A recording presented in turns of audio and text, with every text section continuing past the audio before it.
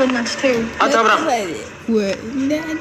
ኧረ በጌታ አብርሃም ሁለተንሽ ለማንኛውም አብርሃም ሩታት ያቀፈች ያለች ልቀቀኝ በላት። በደንብ ስለምትለምጂው ከሆነ በደንብ ራስሽን ኮንትሮል ማድረግ አለብሽ። ልቀቀኝ በላት አብርሽ። ቆይ ስሚ፣ ኮንትሮል ማድረግ አለብሽ ራስሽን። አሁን ይሄንን ነገር በደንብ ሰባር ምረጥ። ማንነት ኬት ነው የመጣው? ዝም በላት አብርሽ። እሱን ግራ ማጋባት አንቺ ድሮም ተፈጥሮሽ ነው። ና እኔ ጋር ስማኝ አንዴ፣ እኔን ስማኝ። ይኸውልህ ምን አይነት በዚህ ደቂቃ ውስጥ እኔን ስማኝ። በእውነት እኔ ምንም እየዋሸሁህ አይደለም። በዚህ ደቂቃ ውስጥ ይሄር ብላ ማይሆን ማንነት እያሳየች ያለችው ልትሸውድህ እየሞከረች ነው። እንደ ድሮው ልትገፋክ ብዙ ነገር ልታደርግክ በቃ የግልቅ አንተ ሁሌ በዛ በየዋህነትም እንደዚህ ፊት ነው እያየሁባት ያለው። አብርሃም ልንገርህ አይደል? ቀንታ ነው። ይኸውልህ ከሄርሜላ ጋር ስለሆን ቀንታ ነው። አሰማኝም። ቅድም ሌላ ሰው ነበረች ሩታ። ማንነታችሁንም እንደዚህ በፊት ለፊትማ ማሳየት የለባችሁም። ያንቺ ነው እንጂ ያንቺ ሁለት አይነት ሰው ሆንሽ። እውነት ማንም ሰው የሚፈርደው ነው። የእሱ ትዳር እንዲመለስ አትፈልግም በዚህ ልክ?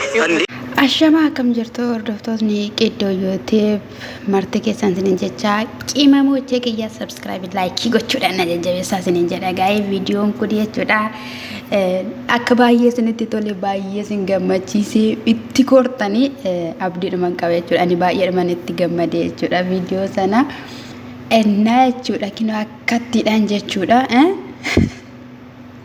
akkattiidhaan jechuudha ushummaa gugubda jechuudha na Ega yeroo darbee nawwamete akkuma biraa deemte bilbilte Abrahaamin awwaamte jechuudha.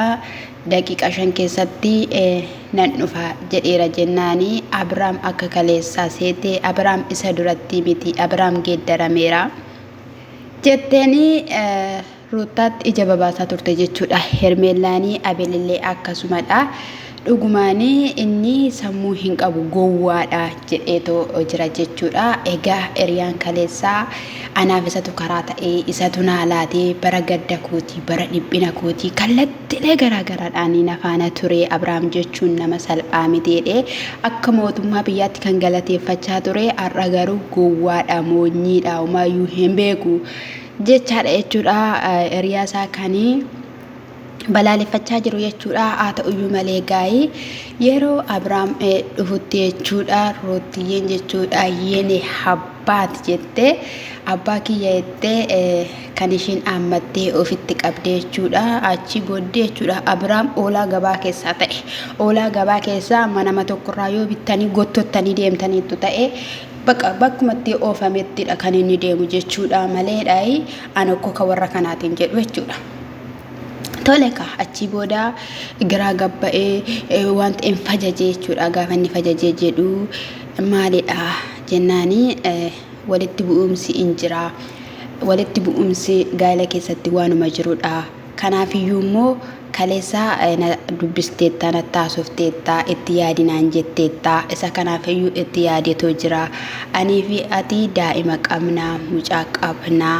Kanaaf mucaanis immoo jaalala abbaa isaatii argee guddachuu kan inni qabu yoo jettu gaafatti dubbattu Hermeellaa fi Abeel Ruutaa ante Abrahaam maal jechaa jirti in sobdim simiidhuudhaaf jirti in amaneeni jettee jechuudha.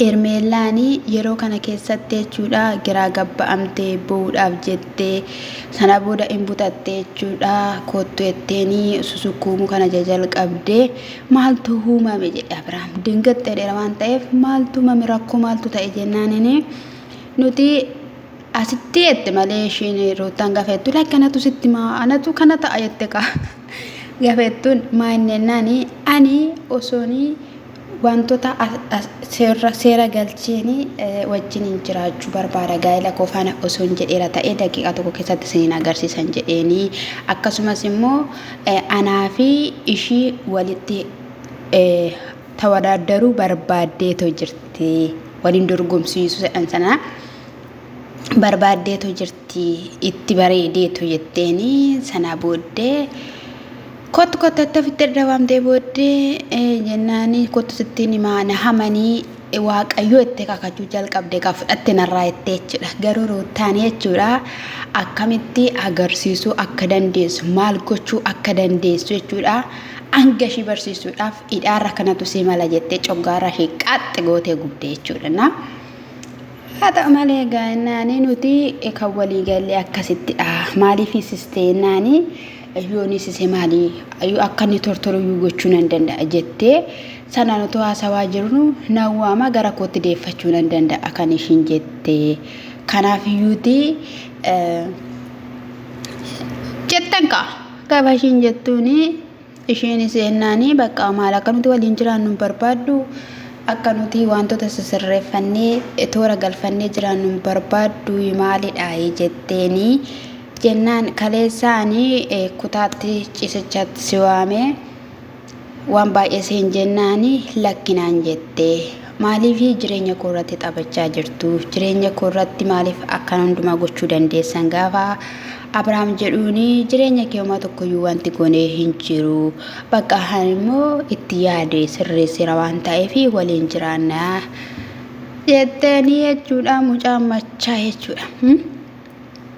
Amma ruutaani wanti isin galuu qabu ofitti deebisuuf osoo hin taane garuu maalummaa isaanii isa ishiini si'iniin filatu anaan na filata jettee miti Hermeellaan eenyuun akka filatuu fi maal akka ta'uudha jechuudha kan ishiin yaadde jechuudhaan gashee agarsiisuudhaa fi nuti jalqabayyuu ruutaa ishee akkanaa barbaanna turrenna daqiiqaa tokko keessatti jalala keessa galchiteetti argita jettoo ta'e jechuudha yeroo naa dhaga'i jetteeni ija keessa ilaalee ishee dhaggeeffachaa ture jechuudha. Ishiin kun immoo jechuudha ruutaa bira dhaabbattee a'aammachaa kinoo haanaadhaa kaleessa wanni si gooteetti jennaan Abeel immoo dhaayii ruutaa maaliif nama lama taataa iddoo lama maataataa jennaan eenyu fanan argitanii beektu eenyu fanan ta'ee beekaa jennaani kinoo asitti yuutii jetteen jechuudha.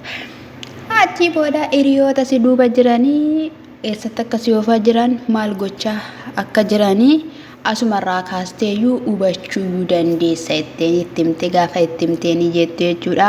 Abeelii angabagabame jechuudha nagaa keetii jetteeni Hermeellaan immoo harka ishiirra waatu jira gadi dhiisi minaamina jennaaniini lakki dhiisiyaanii yaada isaati yookiin immoo sammeetii isaatidhaa fi nan eeggadha jetteen jechuudha. Atiyyuun jedhamne baasawwee Hermeellaa isa akkasiin jedhamne tiyyuu ruuttaadhaan jettaa ruuttaan jechuudha kan ishiin qabdu qajeelinaa fi qajeelinadha kan gara aaminaatti dubartii kana ofeeyyuu sinidha jechuudha. Lafa ruutaan jirtu dhugaa dubbachuudhaaf nagaatu jira jechuudha. Yeroo tokko immoo gaa'ii akkamitti kan jedhamudha jechuudha. Ishiinis kufuun barbaaddu jechuudha. Gana balli gootee si gubdee jechuudha. Baay'ee akka ati dulloomte tan taatu mi Abrahaamidhaaf. Abrahaam akkoo umuriin kee gaara Abrahaam dakanadha jechuudha. Kan walirraa bareedan isaan lamaanidha. Dafiitii jechuudha abbaa keessa. Namni nuti si jaallate namni si keessummeessu hin jiru jechuudha. Yoo sirreessuu barbaadde jechuudha. Garuu muruutaanii haala kanaadhaanii Abrahaamitti hin deebi'in. Maaliif jennaanii teessanii yaadanii wantoota turan sana hunduma isaa qulqulleessitanii saatii waliif kennitanii kaameraan ala jechuudha haasa'uu qabdu. Abbaa manaa fi haati manaanii kaameraan ala kaameraan jira taanaan akka namni jiru waan beekamu waan baay'eetu jira jechuudha. Jaalalaadhaan da'ootti galaati jechuudha. Gaaddisa wayii jala taa'aati jechuudha. Bakka ibsadha jaalala keessa waliin mari'adha. Gaafa sana gaa'illi keessan hin qulqullaa isa jalqabarraa kaasee hanga yoonaatti ture jechuudha jala isaati jechuudha. Aramaa yoo dhuftanii biqiltuu tokko jala aramaan gaafa buqqa'ee guddachaa deema jechuudha. Kanaaf iyyuu aramaa sana buqqisaati gara gaa'ila keessaatti deebi'aati boona kooraati waliin jiraadha. Dhuguma akka jetteeyyuu mucaan kee abbaa malee guddachuu hin qabu siin jedha. Akkati guddiftu hin beekna wanta barbaadde akkati gootu sirraa beekama bakka sirraa mul'ata jechuudha. Sodaa tokkoof shakkii tokko malee jechuudha.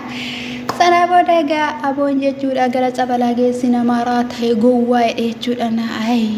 Akkana kunoo ati ruuttaan malee bareeddu bineensatu si nyaata yaa Abrahaam isa dhugaan siin jedhe jechuudha.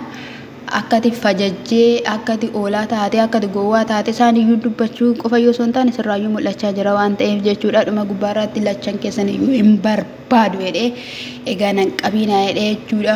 Abrahaam akkasumatti jettee boo'uudhaan gakaatutti jechuudha. Hermeellaan kan geesse sana booda inni hin bahee ruuttaa maal gochaa jirta namaalaan godhe kinoo garuu osoonii wantoota sirreessuu barbaadeera ta'e akka waan tokkotti iyyuu sin ilaallee yaaduu qabda jennaani si'isi yookko si'is hin barbaanne si'in jaaladha siin hin jenne jennaani. Akkanan hin jaalanne beektaa jetteen jechuudha ruuttaan akkanan wanticha hin barbaanne beektaa jetteeni Ruutaanis immoo akti agarsiisuuf akkuma siniin jedhee jechuudha. Booda gaafa ishiin baatu jechuudha. Qooyyattee jechuudha. Harka ishee kana walitti tumtee jechuudha. Hermeellaani. Sana booda jechuudha Abrahaamidhaan akkattan qulaalii godhee akkana baasu jettee jechuudha. Baazawee jechuudha. Abeel immoo nama kabaja sii kennu dhiisteetu nama si wanni jedhu dhiisteetu jedheen jechuudha. Namni yoo na kabaje gaa'ela koo dhiiseen isa na kabaju sana bira deema moo gowwaa ati immoo jechuudha kan harka keetii kan hojjette jechuudha nyaachuudhaaf jechuudha. Karaarra jirta Abeelii eeggadhu siin jenna garuu rootiyyeetti fufee ishii akka ishiin si gubdee jechuudha akka ishiin si bobeessitetti darsa ishii soqolattee akka jala qabattee qullaa namaa dhujetteenitti jechuudha guggubiin gaafa guggubdu immoo of eeggachaa tarkaanfadhuuti guggubiin siin jenna nuti tolteetoo jirta dhugaa dubbachuudhaaf ani beebe dhugaan siin jedha siinaafuun jalqabeen mootummaa madaamii kanaa keessaa bayyuu akka kee ta'e natti tola. Innaa isa kana siin jedha gooftaan sinaa eebbisu.